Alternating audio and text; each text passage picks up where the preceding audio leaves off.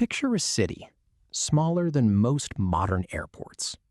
No standing army worth mentioning. No coastline. No natural resources to speak of. And yet, between roughly 1300 and 1600, this one city on the Arno River produced the bank that funded half of Europe's monarchs. The dome that engineers said was impossible to build. The art that redefined what the human body could look like on a wall. And the political theory that still shapes how we think about power today. This is Florence. And this video is about how a handful of merchants, monks, painters, and schemers built the blueprint for the modern world. To understand what almost destroyed it first. In 1348, the Black Death arrived in Florence and killed somewhere between half and 2/3 of the population within months. The chronicler Giovanni Boccaccio, who lived through it, used the plague as the framing device for his book, The Decameron, describing a city where the normal rules of society had collapsed. Here's the counterintuitive part. Catastrophe created opportunity. With so much of the population gone, labor became scarce and valuable. Surviving merchants and guild members inherited concentrated wealth. Land and capital consolidated into fewer hands. Florence didn't recover by going back to how things were. It recovered by becoming something new. Historians point to this demographic shock as one of the underappreciated ingredients that set up the economic conditions for what came next. Florence was also, structurally, unusual. Unlike much of feudal Europe, it was organized as a commune, governed through guilds, the Arte della Lana for wool merchants, the Arte del Cambio for bankers, and others.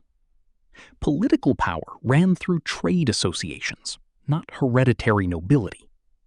That single fact mattered enormously, because it meant Florence's elite were merchants and financiers first, and their instincts were commercial, not aristocratic. If you've ever used a checking account, a bank loan, or an accounting ledger, you're using tools that were refined in Florence. Florentine merchants needed a way to move money across Europe without physically carrying gold through bandit-infested roads. Their solution was the bill of exchange, essentially an early form of paper credit that let a merchant deposit money in Florence and withdraw an equivalent sum in London, Bruges, or Rome. This is one of the direct ancestors of the modern international wire transfer. Florentine bankers also popularized double-entry bookkeeping, recording every transaction as both a debit and a credit, so a business always knows its exact financial position. This system was formalized and published by the mathematician Luca Pacioli in 1494, in a book that also happened to feature illustrations linked to his friend Leonardo da Vinci. Pacioli's method is, essentially, still how modern accounting works.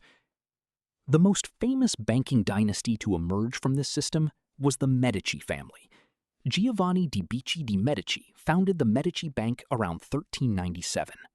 At its height, it operated branches in cities including Rome, Venice, Milan, Geneva, London, and Bruges, and it managed the finances of the papacy itself, arguably the single most lucrative client in Europe. Managing papal accounts gave the Medici enormous leverage because it meant they had privileged financial relationships with the most powerful religious institution in Christendom. Banking wealth translated directly into political power. The Medici used their fortune to lend money, forgive debts strategically, and fund public works, which built a network of loyalty across the city that eventually let them dominate Florentine politics without ever officially abolishing the Republic. Cosimo de' Medici, Giovanni's son, became the de facto ruler of Florence starting in 1434, governing from behind the scenes, while the formal republican institutions remained technically intact. This is the first modern idea Florence gives us: capital as a form of political power, wielded not through inherited titles, but through control of credit and commerce. Florentine art didn't emerge in a vacuum. It was funded, directly and deliberately, by bankers and merchants who used art patronage to launder reputations, display wealth, and curry favor with the church. The Dome. In 1420, the Florence Cathedral, Santa Maria del Fiore, had a massive hole where its dome should be. Nobody in Europe knew how to build a dome that large without traditional wooden scaffolding, because no forest could supply timber for a support structure that size. A goldsmith and clockmaker named Filippo Brunelleschi, who had studied ancient Roman engineering in person, proposed building it using a self-supporting double-shell design with a herringbone brick pattern that distributed weight without needing full internal scaffolding. Completed in 1436, it remains the largest brick dome ever constructed. Brunelleschi essentially reverse-engineered lost Roman engineering knowledge and then improved on it. A direct, literal example of the rebirth that gives the Renaissance its name. Linear perspective. Brunelleschi is also credited with formalizing linear perspective, a mathematical system for representing three-dimensional space accurately on a flat surface using a vanishing point. Before this, medieval art was largely symbolic in its spatial logic. Figures were sized by importance, not by distance. The architect and writer Leon Battista Alberti codified these perspective rules in his 1435 treatise on painting. This is the origin of the realistic pictorial space that underlies essentially all representational art, photography, film, and video game rendering that came after it. Donatello and the human body. The sculptor Donatello produced a bronze statue of David around the 1440s, commissioned by the Medici family. It's widely considered the first freestanding nude bronze sculpture created in Europe since antiquity. This was a radical statement. It treated the human body the way classical Greek and Roman sculptors had, as a subject worthy of naturalistic, even sensual depiction. A sharp break from medieval religious art, which mostly avoided the nude form. Botticelli. Sandro Botticelli, working under Medici patronage, painted The Birth of Venus and Primavera in the 1480s. These were mythological, not religious subjects, a significant shift since almost all prior major commissioned art had been explicitly religious. It signaled that classical, humanist subject matter was now acceptable and even fashionable for a city's most prominent artists to work on. Leonardo da Vinci and Michelangelo, both trained in Florence. Leonardo apprenticed in the workshop of Andrea del Verrocchio in the 1470s. Michelangelo studied under Domenico Ghirlandaio and later in a Medici-sponsored sculpture garden before carving his statue of David between 1501 and 1504 out of a single block of marble that other sculptors had rejected as flawed. Both men later worked for the church and various rulers across Italy, but their formative training happened in Florentine workshops that treated art as a rigorous discipline, combining mathematics, anatomy, and engineering, not just decoration. The underlying idea connecting all of this: Florentine patrons treated artists less like tradesmen and more like problem solvers, and funded ambitious, expensive experiments because success bought prestige. That patronage model, funders backing risky, creative, and technical work for reputation and legacy, is the direct ancestor of everything from a modern museum donor to a venture capitalist funding a startup. Florence became the center of a movement called humanism, which focused on the study of classical Greek and Roman texts, not purely as religious background material, but as sources of wisdom about how to live, govern, and think. Cosimo de' Medici funded the search for and translation of ancient manuscripts, and in the 1460s he sponsored the scholar Marsilio Ficino to translate the complete works of Plato into Latin for the first time in the Western world, texts that had been largely lost to Western Europe for centuries. Ficino ran an informal gathering known as the Platonic Academy, where scholars discussed and debated classical philosophy.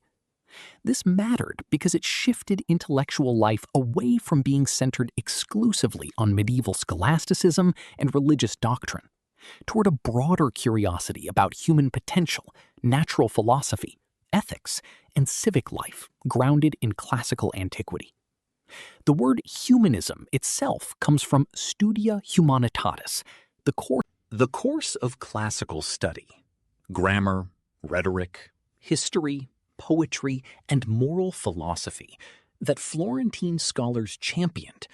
This intellectual foundation fed directly into the scientific revolution and the Enlightenment centuries later, both of which drew on the humanist idea that human reason and observation were legitimate tools for understanding the world. Florence's political life during this period was volatile. It was nominally a republic, with a rotating council called the Signoria, but real power increasingly concentrated in the Medici family and their allies. That tension boiled over in 1478 with the Pazzi conspiracy, an assassination plot organized by the rival Pazzi banking family, allegedly with support from Pope Sixtus IV, aimed at killing Lorenzo de' Medici and his brother Giuliano during Mass in the cathedral. Giuliano was killed. Lorenzo survived and brutally suppressed the conspirators. The episode shows how tightly religion, banking rivalry, and political power were braided together in Florence. A plot against a banking family was staged inside a church. Lorenzo de' Medici, known as Il Magnifico, ruled Florence from 1469 until his death in 1492, and is widely credited with one of the most stable and culturally productive periods of Florentine history, continuing his family's tradition of funding artists and scholars. After Lorenzo's death, Florence briefly expelled the Medici in 1494 and came under the influence of the Dominican friar Girolamo Savonarola, who preached against moral corruption, luxury, and secular art.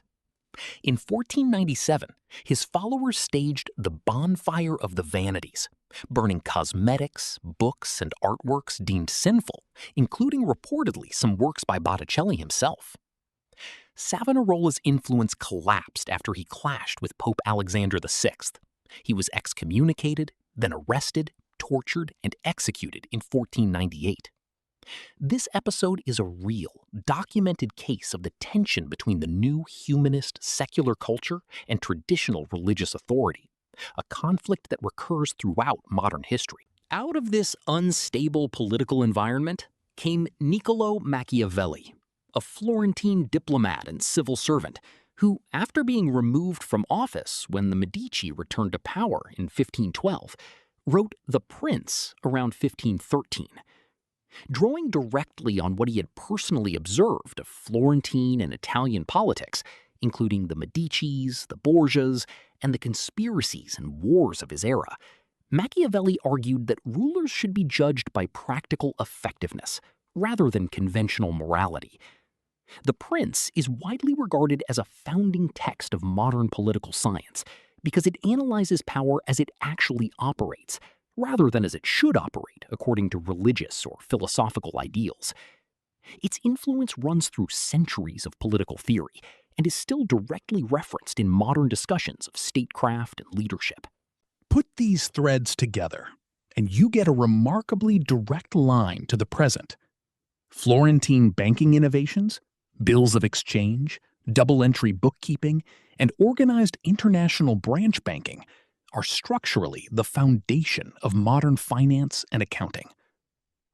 Florentine art innovations, linear perspective, anatomical realism, and the elevation of the individual artist as an intellectual figure created the visual language that Western art, architecture, and design still use. Florentine humanism revived classical learning and helped shift European intellectual life toward reason, observation, and civic engagement, laying groundwork that later fed the scientific revolution and the Enlightenment. Florentine politics, through Machiavelli, produced one of the first clear-eyed secular analyses of how power actually functions, separate from religious justification, a cornerstone of modern political thought. And the underlying social mechanism behind all of it was patronage. Wealthy merchants and bankers funding ambitious cultural, scientific, and artistic projects in exchange for prestige and legacy, a pattern that echoes in modern philanthropy, corporate sponsorship, and venture funding. None of this happened because Florence was uniquely blessed with resources.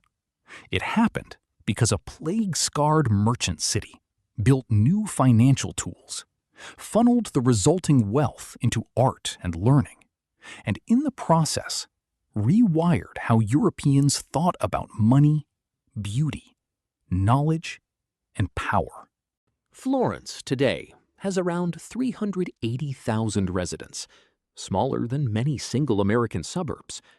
But for roughly 2 centuries, it was arguably the most consequential city on Earth, not because of armies or empire, but because of ledgers, brushstrokes, and ideas. If you found this useful, subscribe for more deep dives into the cities and turning points that quietly built the world we live in now around us.